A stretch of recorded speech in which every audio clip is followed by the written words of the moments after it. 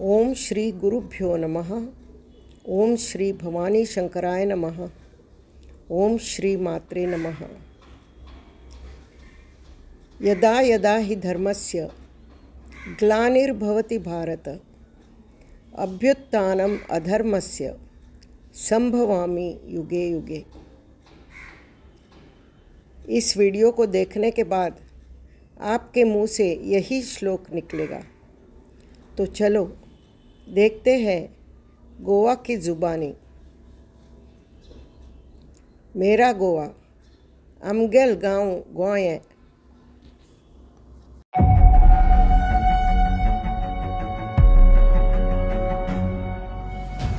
भारत के सबसे छोटे राज्यों में से एक है गोवा। रमणीय समुद्र तट, नीले पानी, सुनहरी रेत और सैलानियों के आकर्षण का केंद्र। लेकिन इसके अतीत में आज भी भयावह सच मौजूद है।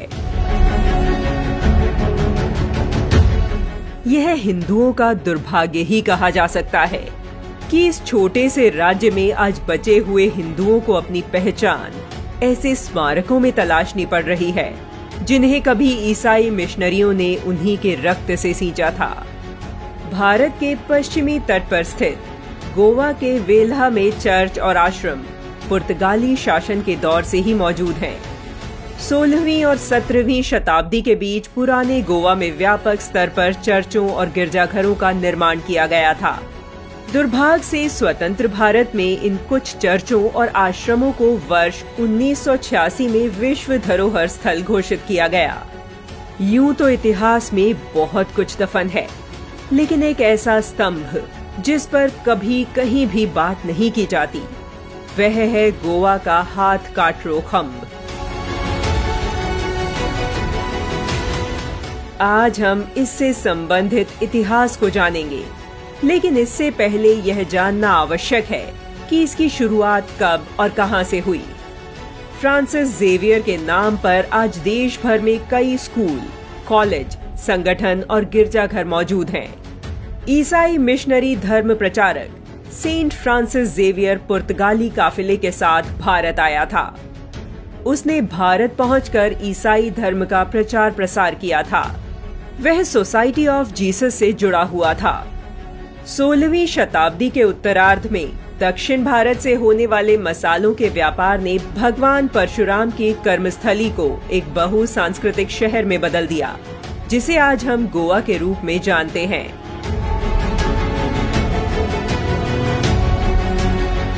देखते ही देखते पुर्तगालियों ने खुद को यहाँ सत्ता में स्थापित कर लिया।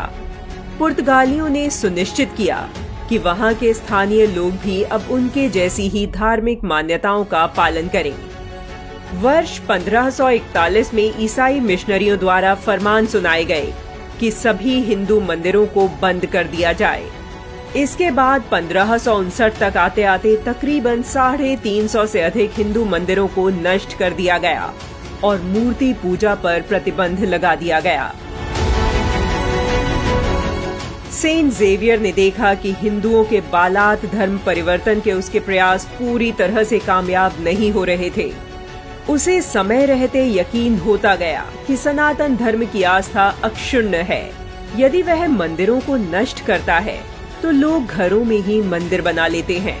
उसने देखा कि लोगों को धारदार हथियारों से काटने, उनके हाथ और गर्दन रेतने और असीम यातनाएं देने के बाद भी सस्ती शराब और सनातन धर्म में से लोग सनातन धर्म को ही चुनते और मौत को गले लगा लेते।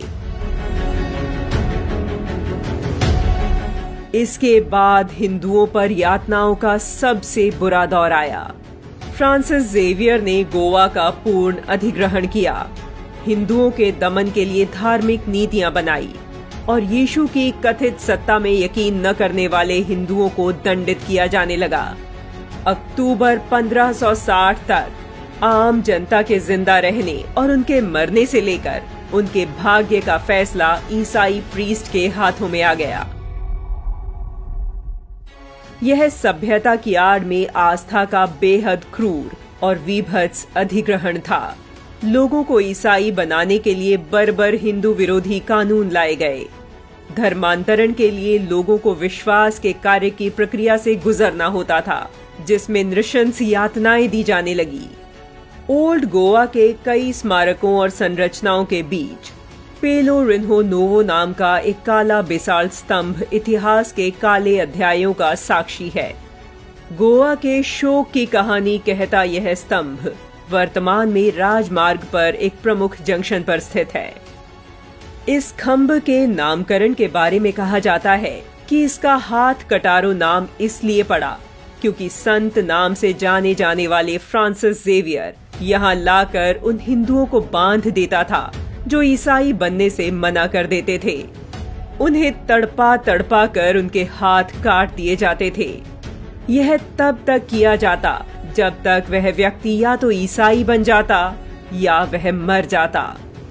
आपको इतिहास में धर्मांतरण की ऐसी दर्दनाक दूसरी घटना का वर्णन कहीं नहीं मिलेगा।